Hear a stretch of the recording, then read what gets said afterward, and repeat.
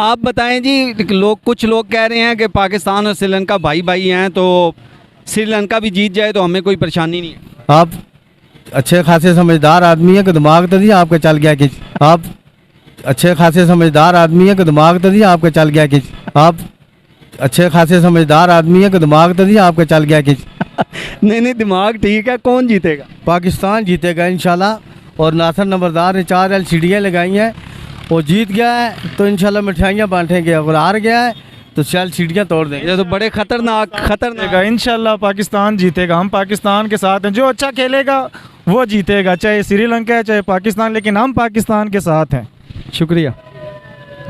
आज पाकिस्तान और श्रीलंका का फाइनल मैच है। ये बस कहने की बातें हैं कि जी श्रीलंका जीत भी जाए तो कोई फ़र्क नहीं, जब से इंडिया हारा है ये बातें चल रही हैं सोशल मीडिया पे। तो हकीकत ये है कि अगर पाकिस्तान टीम अच्छा खेल पेश नहीं करती तो लोग बहुत ज़्यादा अफसरदा होंगे। कुछ लोगों के तासरात आपने सुने भी। और अभी जो फ़ाइनल है, ज़ाहिर बात है कप्तान जो भी टीम सेलेक्ट करेगा, जो ऑप्शन उसके पास हैं उनके मुताबिक ठीक है। लेकिन मशवरा ये है कि पाकिस्तान को मुस्तकबिल के लिए, आने वाले वर्ल्ड कप के लिए एक बेहतरीन टीम सेलेक्ट करनी चाहिए जिसमें फ़ख्र, इफ्तिखार और खुशदिल की कोई जगह नहीं बनती। जिन लोगों से भी हमने बात की वो भी यही कहते हुए नज़र आए। और जो पिच के ऊपर हम खेलते हुए उन्हें देखते हैं, उन्हें रेस्ट की भी ज़रूरत है और बहुत ज़्यादा ट्रेनिंग की भी ज़रूरत है, बहुत कुछ सीखने की ज़रूरत है। पाकिस्तान को अच्छी टीम जो हमारे हिसाब से बनती है, आप लोग अपनी अपनी टीम भी सजेस्ट कर सकते हैं। उसमें बाबर आज़म है,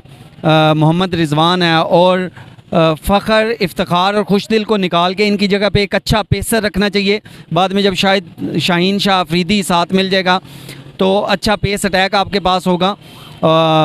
उसके साथ शान मसूद हो और शान मसूद के साथ एक विकेट कीपिंग बैट्समैन आपको लाजमी शामिल करना चाहिए, जिसमें अच्छे ऑप्शन आपके पास रोहेल नज़ीर हैं, बिस्मिल्लाह खान न्याजी हैं कोयटा से, हसीब है, ये बेहतरीन बैट्समैन है। यहाँ जो ऑर्डर है उसका इतना मसला नहीं बनता, क्योंकि जब आपके ऊपर नीचे 2 विकेटें गिर जाती हैं तो 1 डाउन और 2 डाउन के ऊपर आपके पास ऐसा बैट्समैन होना चाहिए जो नए गेंद के साथ भी खेल सकता है। और बाद में जब गेंद पुराना हो जाता है तो वहाँ कोई भी खेल सकता है, वहाँ आपके पास अच्छे ऑलराउंडर हैं।